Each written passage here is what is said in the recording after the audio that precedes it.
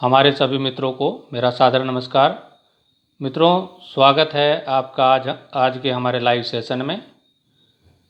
मित्रों, हमारी लाइफ में कई बार ऐसा होता है कि हम या तो बहुत गुस्से में या झुंझला कर बस यूं ही कभी कुछ ऐसा कह जाते हैं जो हमें नहीं कहना चाहिए। आज मैं आपके सामने एक छोटी सी स्टोरी शेयर कर रहा हूं जो मैंने कहीं पढ़ी। एक बार एक किसान ने अपने पड़ोसी को कुछ बुरा भला कह दिया, पर बाद में उसे अपनी गलती का एहसास हुआ तो वह एक संत के पास गया। उसने संत से अपने शब्द वापस लेने का उपाय पूछा। संत ने किसान से कहा,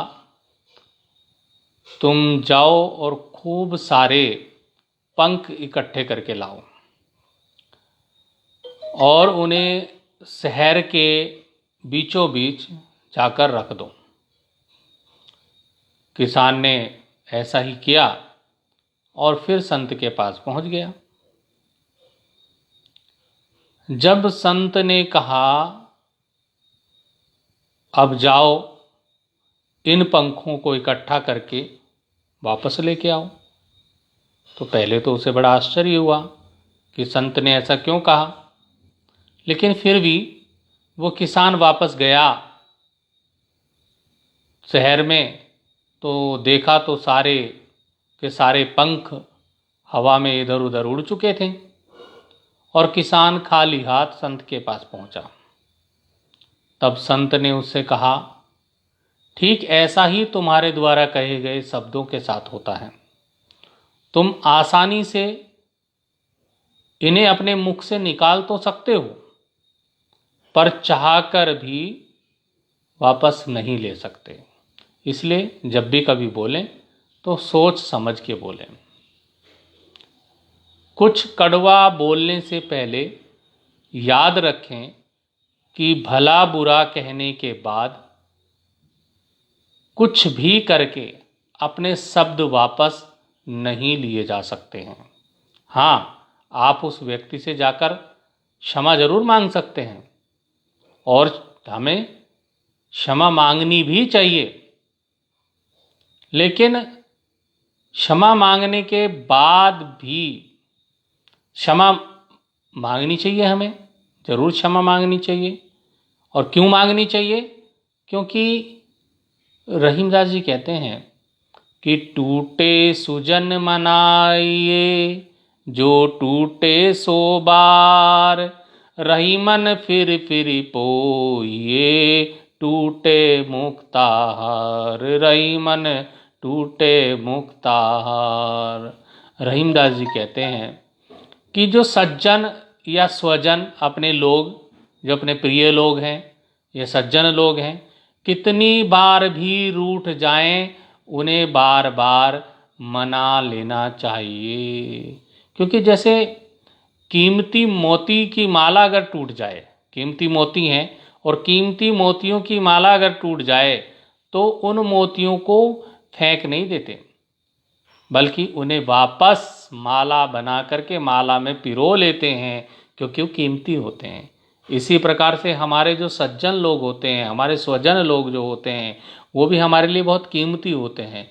मोती जब मोती कीमती होता है तो हम उसकी माला पिरो लेते हैं, माला बना लेते हैं और माला बनाकर अपने पास सुरक्षित रख लेते हैं। उसी प्रकार से जो हमारे स्वजन हैं, हमारे सज्जन लोग हैं, वो भी कीमती मोतियों के समान हैं। तो उन्हें भी अगर वो 100 बार, सैकड़ों बार भी रूठ जाएं तो हमें उन्हें मना लेना चाहिए। अगर हमसे गलती हो गई, हमने कुछ उनको ऐसा शब्द कह दिया, तो हम शब्दों को तो वापस नहीं ले सकते, लेकिन उनको मनाने का काम तो कर ही सकते हैं। परंतु एक बात ये भी है कि हमारा जो ह्यूमन नेचर है, मानव स्वभाव है, वो कुछ ऐसा होता है कि कुछ भी कर लीजिए, इंसान कहीं ना कहीं कड़वा बोलने से या बुरी बात बोलने से हर्ट हो जाता है और जब हर्ट हो जाता है तो उसे बड़ा दुख होता है। और दुख जब होता है, ये रहीमदास ने ये भी बहुत पहले कह दिया कि जो हर्ट हो जाता है वो जुड़ना मुश्किल है। तो रहीमदास जी ने कहा क्या है, देखिए सुनिए। रहीमन धागा प्रेम का मत तोड़ो चटकाए। रहीमन धागा प्रेम का मत तोड़ो चटकाए। टूटे पे फिर ना जुड़े, जुड़े गांठ पर जाए। तो रहीम जी यहाँ क्या कहते हैं कि आजकल जो है मानव स्वभाव ये है कि वो हर्ट हो ही जाता है, उसको दुख, उसका दिल टूट ही जाता है। तो क्या होता है, रहीम जी कहते हैं कि क्षणिक आवेश में आकर के प्रेम रूपी नाजुक जो धागा है उसको कभी नहीं तोड़ना चाहिए। क्योंकि एक बार अगर प्रेम रूपी धागा टूट जाए तो पहले तो जुड़ता नहीं, और अगर जुड़ भी जाए तो उसमें गांठ पड़ जाती है। वही आजकल के, ये तो रहीम जी ने बहुत पहले कह दिया था कि अगर जुड़ भी जाए, आप माफ़ी भी मांग लो, तो वो फिर से वो बात नहीं आती। मतलब हृदय में एक गांठ पड़ जाती है जो फिर से जुड़ नहीं पाती। जुड़ भी गई तो गांठ पड़ जाती है। ये तो रहीमदास जी ने बहुत पहले कह दिया था। और आज के ज़माने में क्या है कि अगर हम माफ़ी मांग भी लें तब भी ह्यूमन नेचर ऐसा होता है, कुछ ऐसा होता है कि कुछ भी कर लीजिए, इंसान कहीं ना कहीं हर्ट हो ही जाता है। इसलिए जब आप किसी को बुरा कहते हैं तो वह उसे कष्ट पहुंचाने के लिए होता है। ये बात समझ लीजिए, यदि आप किसी को बुरा कह रहे हैं तो उसे कष्ट पहुंचाने के लिए होता है, पर बाद में वो आप ही को अधिक कष्ट पहुंचाता है। खुद को कष्ट देने से क्या लाभ? कोई लाभ नहीं है। इससे अच्छा तो ये है कि आप चुप रहें। अब आप अच्छा नहीं बोल सकते तो चुप तो रह ही सकते हैं, तो चुप रहिए।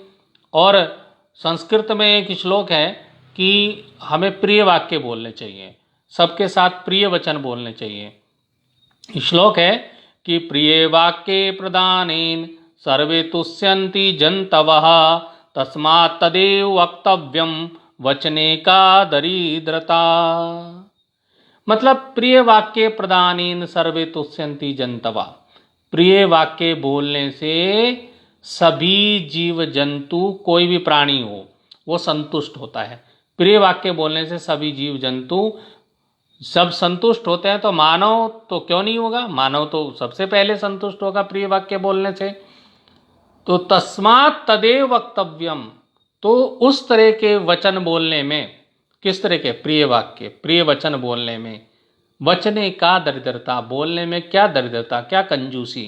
प्रिय वचन बोलने ही चाहिए, ऐसे वचन बोलने में कंजूसी नहीं करनी चाहिए। तो ये संस्कृत का श्लोक भी बहुत पहले लिखा है, रहीमदास जी के श्लोक भी बहुत पहले, दोहे बहुत पहले लिखे गए हैं। तो ये सब आज भी सच्चे हैं, है ना। और कबीरदास जी भी कहते हैं कि ऐसे वचन बोलने चाहिए जो दूसरे को भी अच्छे लगें और अपने को भी अच्छे लगें, है ना। तो कबीरदास हुए, रहीमदास हुए और हमारे संस्कृत के ग्रंथ हुए, ये सभी ये कहते हैं कि मीठा बोलो, मधुर बोलो, और मधुर वचन है औषधि, कटुक वचन है तीर, ये भी कहा गया है। स्वर्ण द्वार हवे संचरे साले सकल शरीर। मधुर वचन जो है औषधि के समान होते हैं, दवाई के समान होते हैं, जो क्या करते हैं, पूरे शरीर को ठंडक प्रदान करते हैं, दवाई की तरह होते हैं। मधुर वचन है औषधि, और जो कटुक वचन होते हैं वो तीर के समान होते हैं, जो कानों के द्वारा हमारे शरीर में पहुंचते हैं और पूरे शरीर को कष्ट पहुंचाते हैं, है ना। तो हमारे महापुरुषों ने, हमारे कवियों ने, हमारे ग्रंथों ने, सब ने जब मीठा बोलने के लिए कहा है तो हमें मीठा मधुर बोलना चाहिए। तो मित्रों, हमारी जो डे टू डे लाइफ है इसमें कई बार ऐसा होता है कि हम गुस्से में या झुंझलाकर बस यूं ही कुछ ऐसा कह जाते हैं जो हमें नहीं कहना चाहिए। तो इस पर आप ध्यान रखें, किसी को ऐसे वचन ना बोलें जिससे कि वो हर्ट हो, और वो हर्ट होगा तो आप भी कहीं ना कहीं हर्ट अवश्य होंगे, आपको भी बाद में पछतावा होगा। तो ऐसे कार्य ना करें। तो मित्रों, फिर मिलेंगे अगले वीडियो में। आज के लिए इतना ही। धन्यवाद।